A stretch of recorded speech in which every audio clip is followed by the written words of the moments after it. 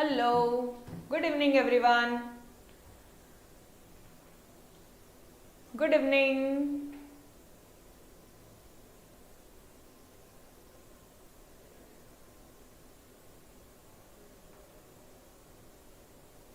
इस फटाफट से सभी आ जाइए जल्दी जल्दी. फटाफट से सभी.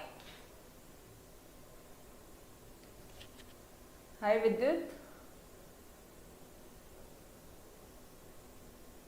Shiva, Shreya. Very good evening. Very good evening बच्चे, फटाफट से आ जाओ सभी. स्टार्ट करते हैं हम लोग हमारे इकोनॉमिक्स सब्जेक्ट का रिवीजन. 11th स्टैंडर्ड पढ़ना बहुत ज़रूरी है अच्छे से, अदरवाइज 12th में इकोनॉमिक्स लिख ही नहीं पाएंगे, सिर्फ रट्टा मारने वाला सब्जेक्ट हो जाएगा. ठीक है, और 12th का इकोनॉमिक्स टफ है. 11th का तो भी ठीक है, इजी है. तो हमें सब्जेक्ट पढ़ना है भले एग्जाम्स हो या ना हो. ठीक है, यस, फटाफट से आ जाओ सब.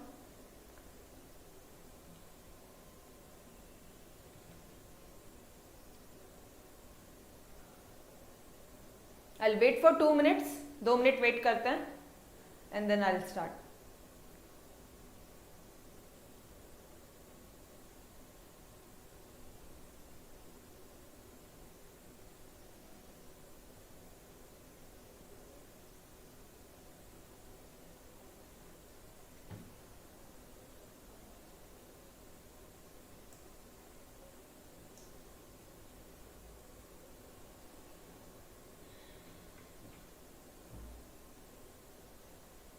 चलो स्टार्ट करें.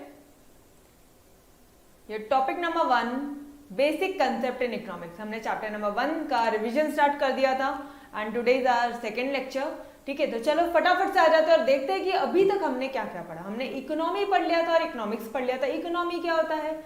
इकोनॉमी क्या होता है? अरे भाई, पूरे इंडिया में जो भी इकोनॉमिक एक्टिविटीज होगी, कोई भी एरिया में जो भी इकोनॉमिक एक्टिविटीज होगी, वही इकोनॉमी है. और क्या है?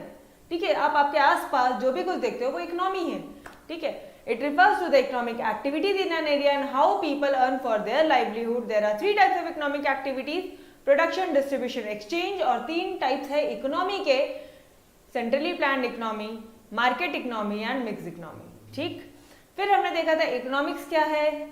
नहीं, उसके बाद में हमने देखा कि साइंस के कितने टाइप्स है. एक है natural science, social science. Natural science क्या होता है भाई? जो यूनिवर्सली एक्सेप्टेबल नहीं है. And social science which is universally acceptable. हाँ, क्या पक्का ऐसे ही पढ़ा था? नहीं, नेचुरल साइंस वो यूनिवर्सली एक्सेप्टेबल है, सोशल साइंस यूनिवर्सली एक्सेप्टेबल नहीं है. ठीक है, क्योंकि सोशल साइंस में तो हम लोग ह्यूमन बिहेवियर्स की स्टडी करते हैं ना. सोसाइटी में ह्यूमंस रहते हैं, तो हम लोग ह्यूमन बिहेवियर्स की स्टडी करते हैं. तो ये यूनिवर्सल कैसे हो सकता है? हर एक ह्यूमन का बिहेवियर अलग अलग होता है. ठीक है, तो फटाफट से natural science, social science, it is universally acceptable. It can be tested in laboratory. It can be tested in laboratory. It has its empirical approach और इसको एग्जैक्ट साइंस बोला जाता है. और ठीक उसी तरह अपोजिट साइड में जो सोशल साइंस है उन्हें यूनिवर्सली एक्सेप्टेबल नहीं है, एम्पिरिकल अप्रोच नहीं है. एम्पिरिकल वर्ड मतलब है एक्सपेरिमेंटल. एम्पिरिकल मतलब एक्सपेरिमेंटल. एंड फिर हमने देखा था कि भाई इनको लेबोरेटरी में भी टेस्ट नहीं किया जा सकता. इनको बिहेवियरल साइंस बोलते हैं. क्यों? एब्स्ट्रैक्ट साइंस बोलते हैं. क्यों? क्योंकि हम लोग यहाँ पे ह्यूमन बिहेवियर्स की स्टडी करते हैं. ठीक, एंड फिर हमने देखा इंट्रोडक्शन कि नाउ वी आर कन्विंस्ड भाई कि इकोनॉमिक्स जो है वो सोशल साइंस है. यहाँ पे हम लोग ह्यूमन बिहेवियर्स की स्टडी करते हैं, लेकिन सारे ह्यूमन बिहेवियर्स नहीं, all aspects of human behaviours ना. फिर क्या? Only economic aspects of human behaviour. ठीक है, हम सिर्फ मतलब economic aspects of human behaviour की स्टडी करते हैं. It deals with how human beings satisfy their unlimited wants with their limited means. ठीक है, ह्यूमन बीइंग्स अपने अनलिमिटेड वांट्स को लिमिटेड मीन्स से कैसे सैटिस्फाई करता है, और ये भी चीज हम लोग यहाँ पे इकोनॉमिक्स में देखते हैं. ठीक, यहाँ तक हमने कल देख लिया था. एंड यस, यहाँ पे 2 मेन ब्रांचेस भी देखे थे, माइक्रो और मैक्रो का. ठीक है, फिर यहाँ पे मैंने आपको माइक्रो का इकोनॉमिक्स का मतलब बताया था, मैक्रो इकोनॉमिक्स का मतलब बताया था. क्या था माइक्रो? प्रोफेसर बोल्डिंग वाला क्या था? It is an examination of tree not the forest. और मैक्रो में जाके अगर लिखना है तो क्या लिखोगे प्रोफेसर बोल्डिंग को? मान लीजिए एग्जाम में मैक्रो इकोनॉमिक्स का क्वेश्चन आता है और आपको तो प्रोफेसर बोल्डिंग लिखना है, फिर आप क्या लिखोगे? It is an examination of forest not the tree. ठीक है, ऑलराइट. और आज हम लोग स्टार्ट कर रहे हैं हमारे डेफिनेशन से. Kautilya views economics. ठीक है, कौटिल्य जी के व्यूज क्या थे इकोनॉमिक्स के बारे में, फिर हम लोग एडम स्मिथ की डेफिनेशन देखेंगे, अल्फ्रेड मार्शल, लियोनेल रॉबिन्स, ये सारी चीजें हम लोग आज करने वाले हैं। सभी बच्चे आ गए हैं क्या? Yes, hello hello, welcome. चलो, कौटिल्य व्यूज ऑन इकोनॉमिक्स। आपको पता है कौटिल्य कौन थे? चाणक्य और विष्णुगुप्त का आपने नाम सुना है ना, चाणक्य। तो कौटिल्य जो है he was also known as Chanakya और विष्णुगुप्त। वो ग्रेट फिलोसोफर, ग्रेट इकोनॉमिस्ट थे, ठीक है, ग्रेट, वो रॉयल एडवाइजर थे during Maurya period. Maurya period के ग्रेट रॉयल एडवाइजर थे, ग्रेट इकोनॉमिस्ट थे, ठीक है। इन्होंने एक बुक लिखी है, उन्होंने बुक लिखी है, आप कैसे लिखोगे एग्जाम में? ही हैज रिटन बुक्स अर्थशास्त्र, ऐसा लिखोगे? He had authored and compiled political ideas in the book, ठीक है। इन्होंने ऑथर किया है और कंपाइल किया है। क्या कंपाइल किया है? ऑथर किया है, ठीक है। ऑथर मतलब बुक लिखी है उन्होंने, और कंपाइल किया मतलब उन्होंने सारे पॉलिटिकल आइडियाज को इस बुक में कंपाइल कर दिया है। अभी समझ में आ रहा है? आप बोलते ना कंपाइल करके लेकर आओ, ठीक है। इन द बुक अर्थशास्त्र, और इस अर्थ मतलब क्या होता है? अर्थ मतलब पैसा, वेल्थ, और शास्त्र मतलब science. Earth means wealth and शास्त्र मीन्स साइंस, और इसीलिए ये क्या इन्होंने क्या बोला इकोनॉमिक्स को? It is a science of acquiring and managing wealth. भाई वेल्थ को कहां से अक्वायर करे और कैसे मैनेज करे, ठीक है। इकोनॉमी में, हमारी इकोनॉमी में वेल्थ को हम कैसे अक्वायर करें और कैसे मैनेज करें, ठीक है। तो कौटिल्य जी के हिसाब से इकोनॉमिक्स क्या है? It is a science of acquiring and managing wealth. देखो स्टार्टिंग यहां से होती है, कौटिल्य जी से स्टार्टिंग होती है कि इन्होंने पैसा वर्ड बोल दिया। इकोनॉमिक्स क्या है भाई? साइंस है अक्वायरिंग, पैसा कहां से आए, वेल्थ कहां से आए और किस तरह से इस वेल्थ को मैनेज किया जाए, ठीक है। इनके की पॉइंट्स कौन थे, क्या थे? की पॉइंट थे कि मेन, किसी भी इकोनॉमी में, किसी भी कंट्री में गवर्नमेंट का मेन रोल होता है, ठीक है। तो मेन रोल किसका होता है? गवर्नमेंट का होता है, ठीक है। क्रूशियल रोल किसका होता है? गवर्नमेंट का होता है। गवर्नमेंट किस चीज पे फोकस करती है कि उनकी इकोनॉमी में वेल्थ कैसे ज्यादा से ज्यादा क्रिएट हो, ठीक है। It focuses on creation of wealth, और ज्यादा पैसा आ जाएगा तो क्या होगा? ज्यादा पैसा आ जाएगा तो क्या होगा? हमारी इकोनॉमी बहुत ही अच्छी तरह से चलेगी, स्मूथ एडमिनिस्ट्रेशन होगा, गुड गवर्नेंस होगा, एफिशिएंट एडमिनिस्ट्रेशन होगा। यही तो लिखा है। देखो वापस से, किसी भी इकोनॉमी में ये जो अक्वायरिंग एंड मैनेजिंग वेल्थ है, ये काम किसका होता है? गवर्नमेंट का होता है मैडम। गवर्नमेंट क्या करेगी? ज्यादा से ज्यादा वेल्थ ज्यादा से ज्यादा इंक्रीज करने की कोशिश करेगी। बिल्कुल सही, ये हो गया आपका सेकेंड वाला पॉइंट, ठीक है। और अगर ज्यादा से ज्यादा वेल्थ होगा इकोनॉमी में, देखो सारे पॉइंट इंटर रिलेटेड है, ठीक है, ये पूरा इंटर रिलेटेड है। ज्यादा से ज्यादा वेल्थ होगा तो क्या होगा? प्रॉपर एडमिनिस्ट्रेशन होगा मैम, अच्छे से इकोनॉमी चलेगी। इसका मतलब अब क्या बोलना चाह रहे हो? गुड गवर्नेंस बोलना चाह रहे हो, ठीक है, प्रॉपर एफिशिएंट एडमिनिस्ट्रेशन बोलना चाह रहे हो। और लास्ट पॉइंट तो बहुत ही इजी है कि उन्होंने पॉलिटिकल आइडियाज अपने इस बुक में कंपाइल कर दिया, और उनकी बुक का नाम क्या है? अर्थशास्त्र, ठीक है। ऑथर मतलब होता है कि इन्होंने ये बुक लिखी, ठीक। चलो बढ़ो आगे, समझ में आया कौटिल्य व्यूज? लर्न हुआ क्या?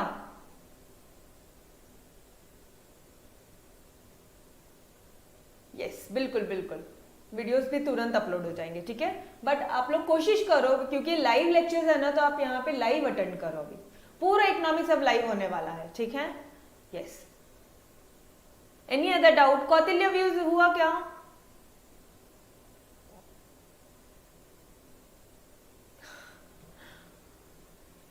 नो कमेंट्स विद्युत। चलो, कौटिल्य व्यूज क्या है फटाफट से एक बार लर्न करना है मेरे साथ में आके, ठीक है। समझा के हर कोई दे देगा, कंसेप्ट समझ में आ जाता है बच्चे। इकोनॉमिक्स में एक ही प्रॉब्लम होती है मैम, एग्जाम में हम लोग आंसर नहीं लिख पाते, मार्क्स नहीं आते।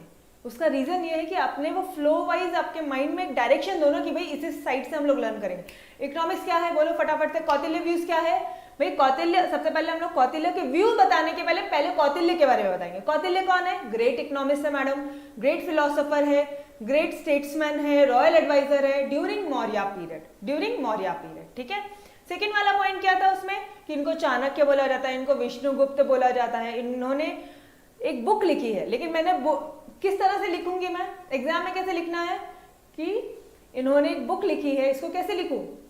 Kautilya authored and compiled the political ideas into the book अर्थशास्त्र। उन्होंने ऑथर किया बुक अर्थशास्त्र, ठीक है, और उस बुक में उन्होंने पॉलिटिकल आइडिया, जो भी इनके इस तरह से पॉलिटिकल आइडिया थे, अरे सारी चीजों में इन्होंने गवर्नमेंट को का रोल बता दिया कि इकोनॉमी को संभालना मेन गवर्नमेंट का रोल है। तो ये उनके अंदर जो पॉलिटिकल आइडियाज है ये उन्होंने अर्थशास्त्र की बुक में लिखा है।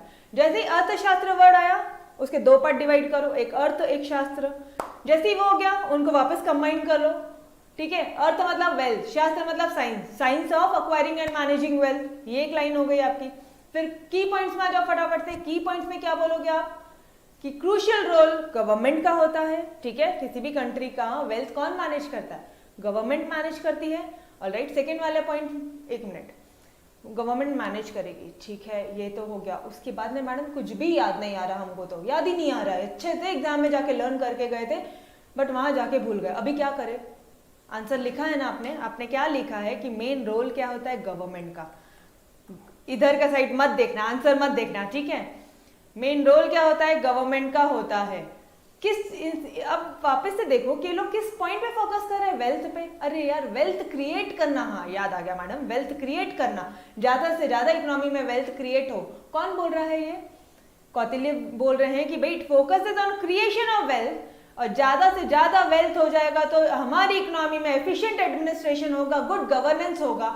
एंड लास्ट पॉइंट तो वही है कि भाई उन्होंने कंपाइल कर दिया सारे पॉलिटिकल आइडियाज, इस तरह के जितने भी, देखो सारे पॉलिटिकल आइडियाज है, गवर्नमेंट, वेल्थ क्रिएट करना, एफिशिएंट एडमिनिस्ट्रेशन करना, ठीक है, इकोनॉमी अच्छे से चलाना, ये सारे जितने भी पॉलिटिकल आइडियाज है इन्होंने अपनी बुक में लिख दिए हैं। अब लर्न हुआ, भूलेंगे नहीं ना एग्जाम में जाके,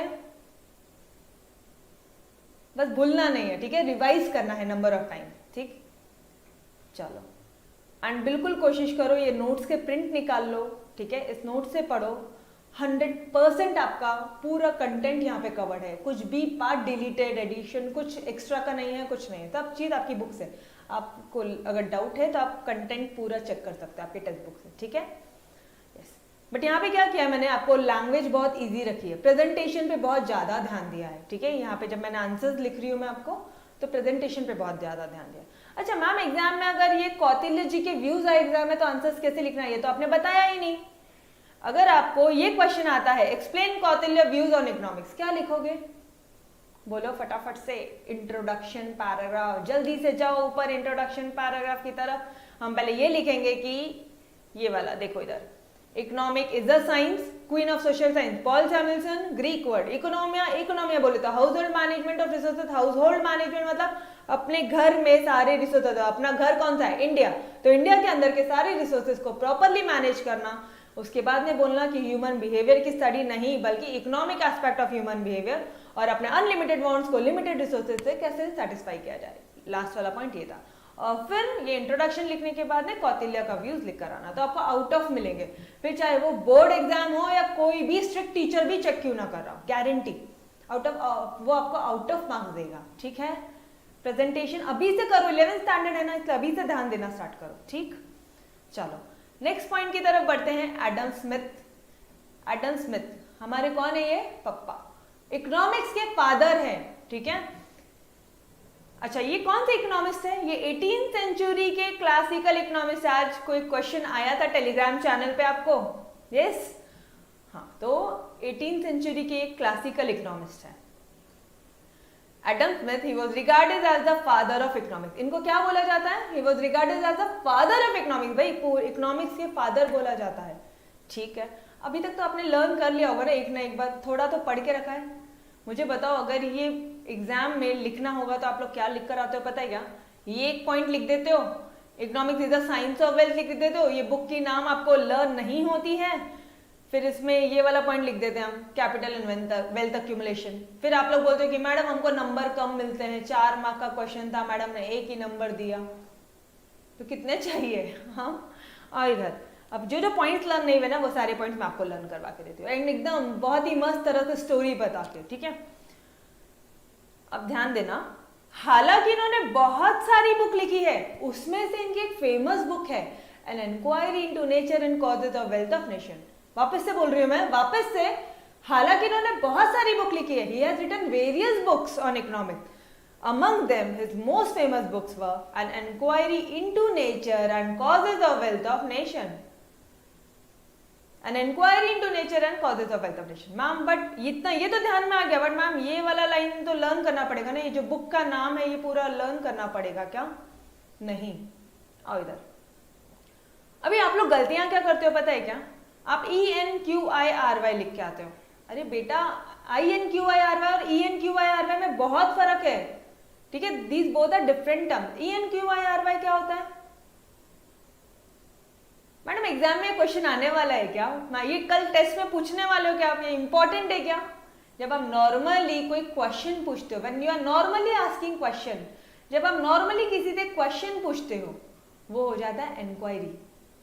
मैम कल सेकेंड सैटरडे, कल कॉलेज में छुट्टी है क्या? ठीक है, कल क्लासेस है क्या मैम?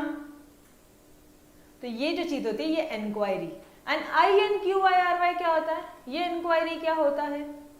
ये इंक्वायरी मतलब होता है investigation, investigation, formal investigation, formal investigation which is conducted by your police officers, income tax officers, income tax के जो ऑफिसर्स होते हैं ये इन्वेस्टिगेशन करता है। मैम मतलब बेटा अगर आपने ऐसा सुना है कि यार इनके कंपनी में, इस कंपनी में रेड गिर गई है इनकम टैक्स की, सुना है ये वर्ड? यस और नो? फटाफट से मुझे कमेंट करके बता दो, ये वर्ड सुना है आप लोगों ने? इनकम टैक्स डिपार्टमेंट की रेड गिर गई है। यस, फटाफट से कमेंट करो।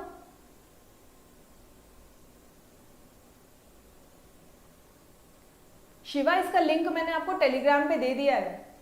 यस, आप आपके फ्रेंड्स को बोलो टेलीग्राम पे आने के लिए, ठीक है? टेलीग्राम चैनल डाउन ज्वाइन करने के लिए हमारा।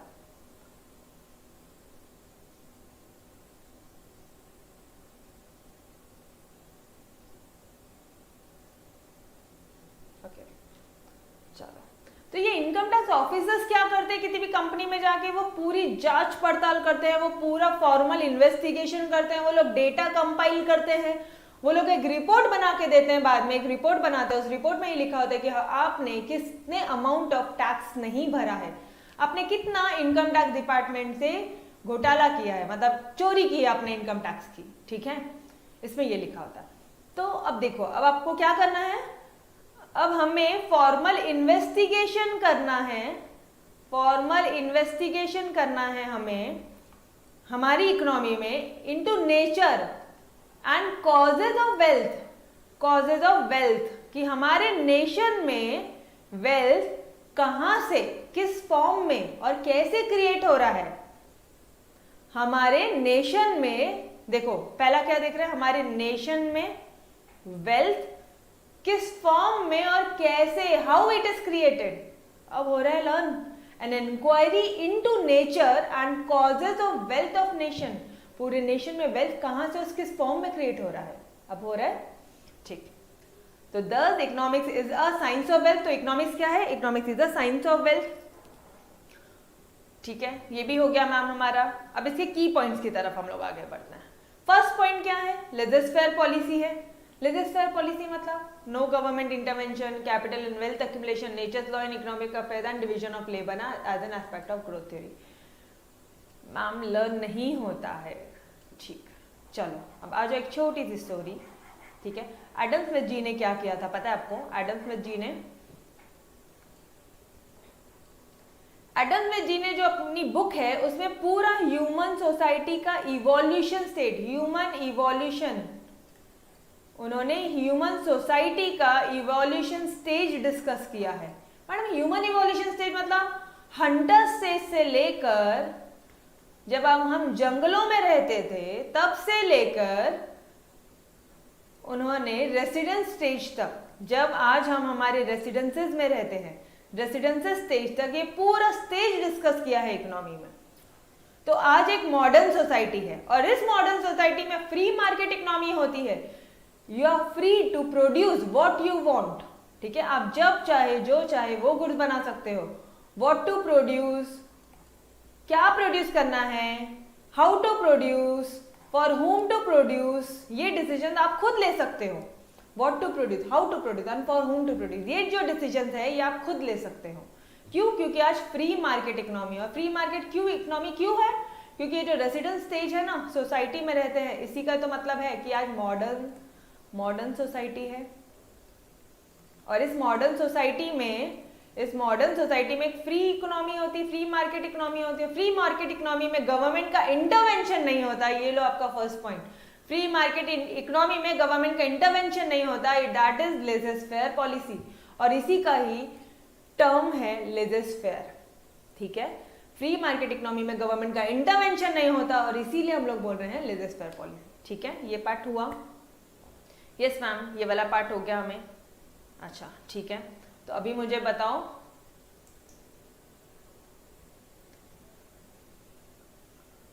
क्योंकि अब नेक्स्ट पॉइंट की तरफ बढ़ते हैं। अब आपकी फ्री मार्केट इकोनॉमी है, ठीक है, आप जब चाहे जो चाहे वो गुड्स बना सकते हो। तो मुझे एक बात बताओ, आप कौन से गुड्स बनाना चाहोगे? मैम, जिस गुड्स की मार्केट में बहुत ज्यादा डिमांड होगी हम वही गुड्स बनाएंगे ना, सिंपल सा क्वेश्चन है। ठीक है, जिस गुड्स की मार्केट में बहुत ज्यादा डिमांड होगी हम वही वाले गुड्स बनाएंगे। इसका मतलब आप जिस गुड्स की डिमांड ज्यादा है आप वही गुड्स मार्केट में सप्लाई करोगे। ठीक है, अब वही गुड्स मार्केट में सप्लाई करोगे तो ऐसे तो बहुत सारे सप्लायर्स हो रहेंगे, क्योंकि हर कोई वही गुड्स बनाएगा, हर कोई वही गुड्स सप्लाई करेगा।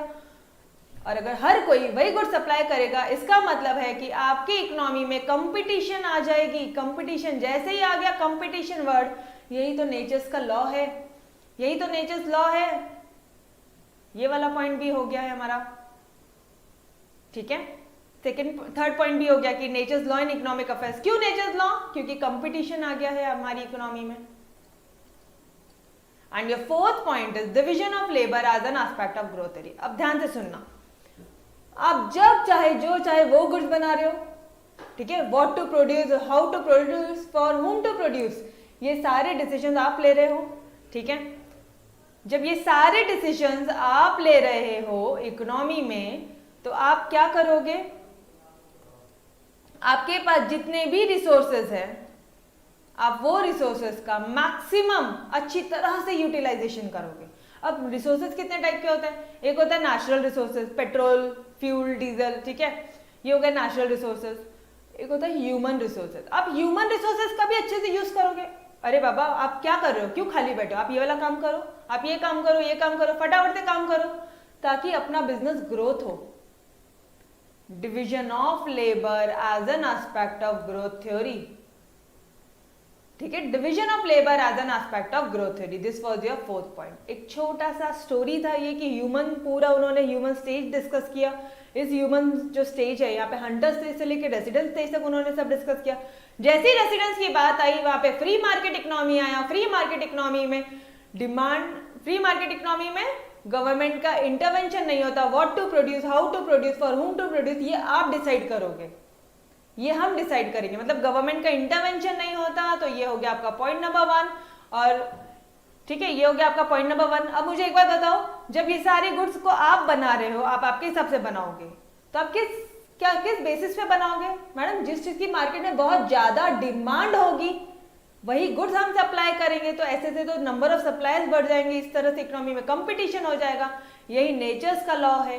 एंड हमारा जो थर्ड पॉइंट है कि what to produce, how to produce, for whom to produce. लेकिन जो रिसोर्सेज है वो तो लिमिटेड है ना मैडम, जो रिसोर्सेज है वो तो लिमिटेड है हमारे। ये जो रिसोर्सेज है ये लिमिटेड है, और अगर ये रिसोर्सेज लिमिटेड है तो इसका प्रॉपर यूटिलाइजेशन करना चाहिए, सेग्रीगेट कर देना चाहिए। अगर लेबर्स है हमारे पास में ह्यूमन रिसोर्सेज है, तो हम उनका प्रॉपर डिविजन करेंगे कि आप ये काम करिए, आप ये काम करिए, ताकि इकोनॉमी में ग्रोथ बहुत ज्यादा हो। Division of labour as an aspect of growth theory, simple हुआ। लर्न हुआ क्या? गुड इवनिंग पहली, Pragya, yes good evening. Learn हुआ क्या आप सभी को? की पॉइंट्स लर्न हुए पूरे? ठीक है, ऑलराइट। तो बस आज एक बार वापस से कौटिल्य व्यूज और एडम्स का रिवाइज कर लेते हैं। ठीक है, कौटिल्य जी ने क्या बोला, फटाफट से मुझे बता दो। कौटिल्य जी एक he was a great philosopher, royal adviser, great economist थे। कब के? मौर्य पीरियड के, ठीक है, ड्यूरिंग मौर्य पीरियड। फिर हम क्या बोलेंगे कि इनको चाणक्य विष्णुगुप्त भी बोला जाता है।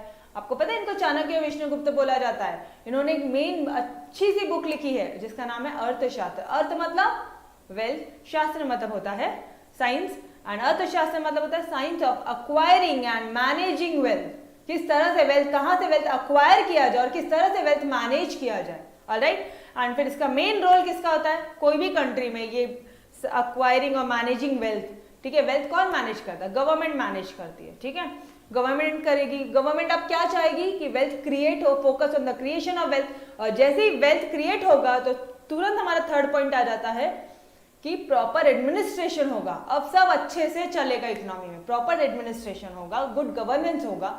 और लास्ट वाले पॉइंट में लिख देना कि भाई यहाँ पे इन्होंने सारे इस तरह के पॉलिटिकल आइडियाज को कंपाइल करके इन्होंने एक बुक बनाई है अर्थशास्त्र, ठीक। एंड फिर हमने क्या देखा, यहाँ पे हमने एडम स्मिथ जी की डेफिनेशन देखी। एडम स्मिथ का इन्होंने वेल्थ ओरिएंटेड डेफिनेशन दिया। यार हमें एनीवेज अपने घर के जो पापा है वो सिर्फ पैसे के बारे में बात करना है, ठीक है, तो ये हमारे फादर है इकोनॉमिक्स के, पैसे के बारे में तो बात करेंगे ही, ठीक है। एडम स्मिथ जी ने वेल्थ ओरिएंटेड डेफिनेशन दी है। इन्होंने ये कौन से सेंचुरी के है? 18th सेंचुरी, मतलब classical economics. He was regarded as the father of economics. इन्होंने, हालांकि इन्होंने बहुत सारी बुक लिखी है, उस सारी बुक्स में से एक फेमस बुक है an inquiry into nature and causes of wealth of nation, जो कभी लिखी गई थी? उन्होंने 1776 में लिखी थी। He defines economics as a science of wealth. फिर इनका की पॉइंट्स क्या है? अब तो बोलो, गवर्नमेंट का इंटरवेंशन नहीं है। क्यों? क्योंकि फ्री मार्केट इकोनॉमी है, तो फ्री मार्केट इकोनॉमी में गवर्नमेंट का इंटरवेंशन नहीं होता, मतलब लेजेस फेयर पॉलिसी है, ठीक है। और फ्री मार्केट इकोनॉमी में what to produce, how to produce, whom to produce, ये जो डिसीजन है ये डिमांड एंड सप्लाई के बेस, सप्लाई सप्लायर्स बहुत सारे हो जाएंगे तो कंपटीशन आएगा।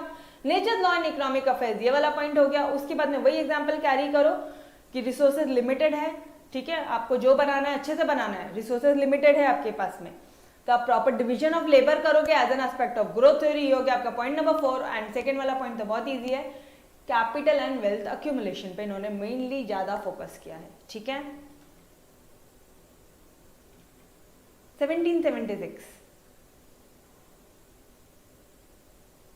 ठीक है। लर्न हुआ क्या? एक बार चेक कर लेना बुक में मुझे ये बताओ आपको लर्न हुआ क्या? पॉइंट्स लर्न हो रहा है? की पॉइंट्स लर्न हुए क्या बेटा? फटाफट से।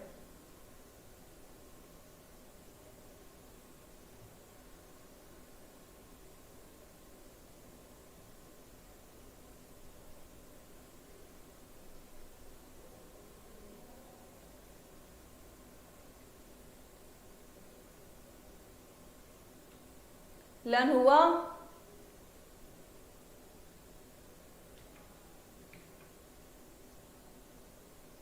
ऑल राइट, ठीक। चलो फिर मिलते हैं कल, और कल हम लोग Alfred Marshall, daily half hour आपको पढ़ना है इकोनॉमिक्स, बस ताकि 12th स्टैंडर्ड बहुत अच्छा हो जाए, ठीक है। 12th स्टैंडर्ड में अगर आप, और ये सारी बातें आपको 11th की 12th में लिखनी पड़ेगी। आपको क्या लगता है फादर ऑफ इकोनॉमिक्स के बारे में वहां पे नहीं दिया है? सारी चीजें हैं, ठीक है। मार्शल जी भी आपको वहां मिलेंगे, लियोनल रॉबिन्स भी आपको वहां पे मिलने वाले हैं, ठीक है। इन सब से 12th स्टैंडर्ड में भी मुलाकात होगी, तो 11th स्टैंडर्ड बहुत ही अच्छी तरह से पढ़ना है, ठीक है। तो कल फिर मिलेंगे 5 से 5:30 ओनली लेक्चर्स पे, ठीक। Till then bye bye, take care, खुदा हाफिज।